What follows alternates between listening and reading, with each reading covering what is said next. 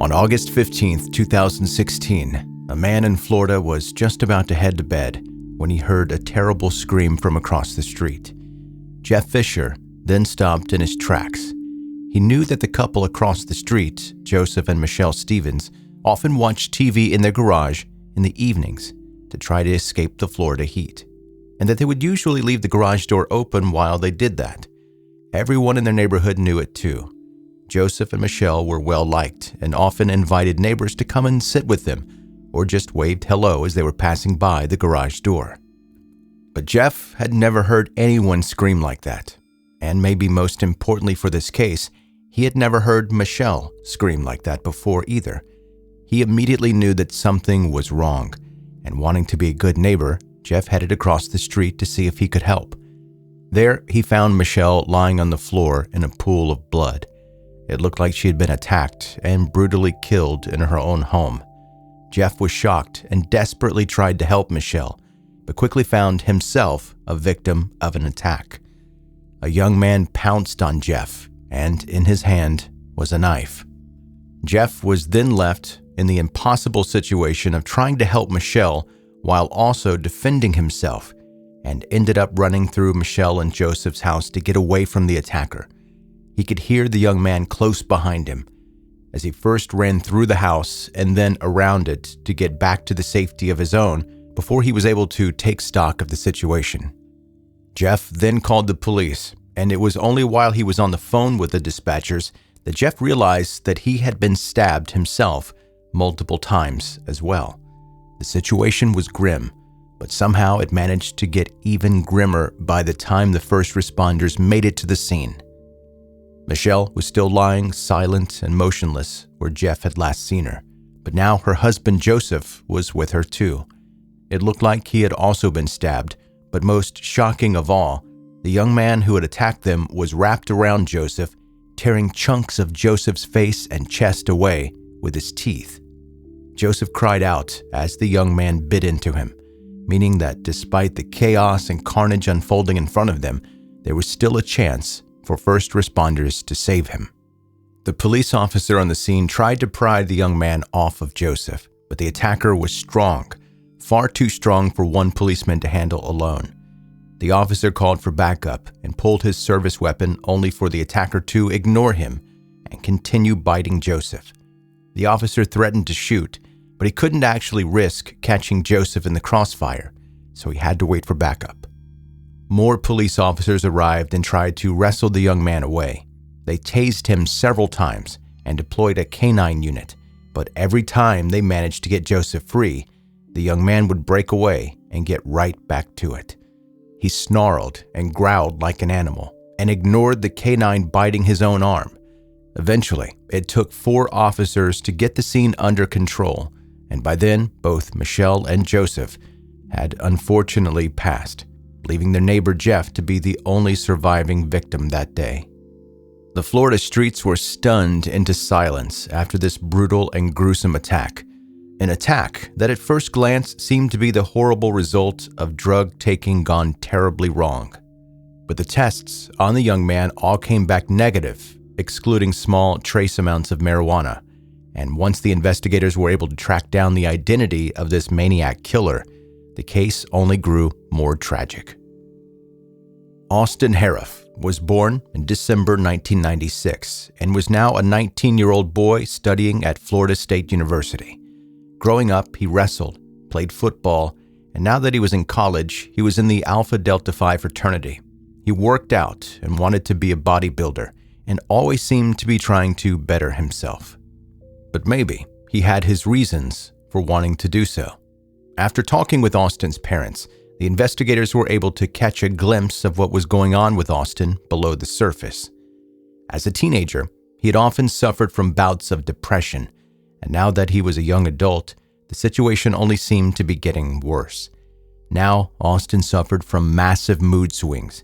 He would get depressed and withdrawn, only to suddenly burst into a rapid bout of energy, during which he claimed to see and hear things that others did not.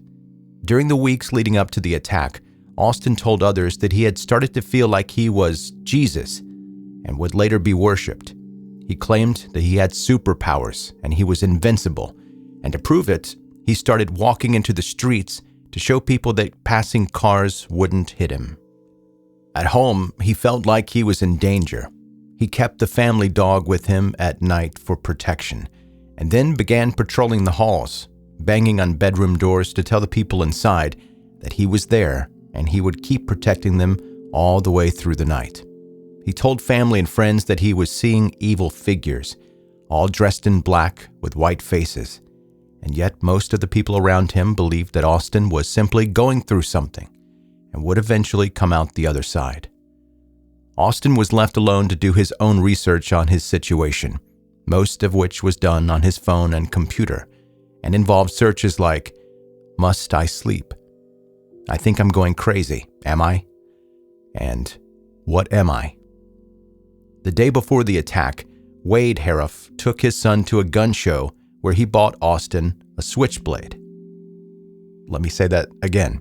The day before the attack, after suffering all of these mental problems leading up to it, Wade Heriff took his son to a gun show where he bought Austin a switchblade knife. The next day, Austin and Wade got into a fight when Austin wanted to leave the house in the car. Wade refused to give Austin the keys until he'd taken a Xanax, and in protest, Austin climbed on top of Wade's car and jumped up and down on the roof until Wade gave him the keys. Austin then disappeared for a while and met up with his friends. He then met up with his father's girlfriend, and Austin's sister at a local restaurant. Austin appeared to be agitated as soon as he arrived. He stayed for a while, argued with his family, and then left the restaurant without saying where he was going. He went to his mother's house, which was about 2 miles away. He said that he was thirsty and then drank a whole bottle of cooking oil before disappearing again. He went back to dinner, argued with his family again, and then left again. It was shortly after that he began stalking the streets. He claimed to have seen a dark figure following him and talking to him, a dark figure he called Daniel. He also saw a witch screaming at him from one of the houses he was passing by, and after that, the rest kind of went blank. It was during this blackout that Austin attacked Michelle. He stabbed her with his new switchblade before finding other objects around the garage that he could also use as a weapon to attack her. He then chased and stabbed the neighbor Jeff when he came by, and it was believed that Joseph had been out walking the dog only to come home to find Austin attacking Michelle. It was then that Austin moved on to Joseph and did what he did. When first responders managed to get Austin to the hospital, they found that he had extensive internal injuries from drinking what they believed to be bleach, and they were unsure whether he was even going to survive, let alone go to trial. But he did. Both psychiatric evaluators from both the prosecution and the defense found that Austin had not been sane at the time of the attacks. He was later diagnosed as bipolar with psychotic features. He was acquitted by reasons of insanity, but has been involuntarily admitted to a psychiatric hospital. Joseph and Michelle's families say that they are deeply hurt by the court's findings and believe that Austin should have been punished to the full extent of the law. In later interviews, Austin cries and shows remorse for his actions. He claims to have no idea what happened during the attacks and that coming back to reality was like walking into a nightmare. He told both his sister and friends that day he believed he was a centaur and that he was a half dog.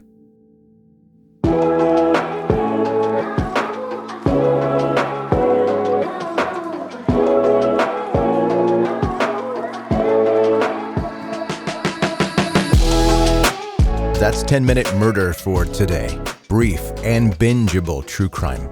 I'm Joe, I'm the host, and thank you so much for taking the time to listen to 10-Minute Murder. If you're a brand new listener, hit subscribe where you're listening right now. Wherever that happens to be, if you listen in multiple places, subscribe there as well. And while you've got your thumbs doing some exercise, go to any place that you use social media. That's Facebook, Instagram, TikTok, places like that. Find and follow 10-Minute Murder there as well. If you'd like to send me an email, let me know about a case you'd like me to cover, ask me any question under the sun, or just say some nice words. I like nice words too. joe@10minutemurder.com. And of course, the website is 10minutemurder.com. That's it. That's your episode for today. Thank you so much for listening.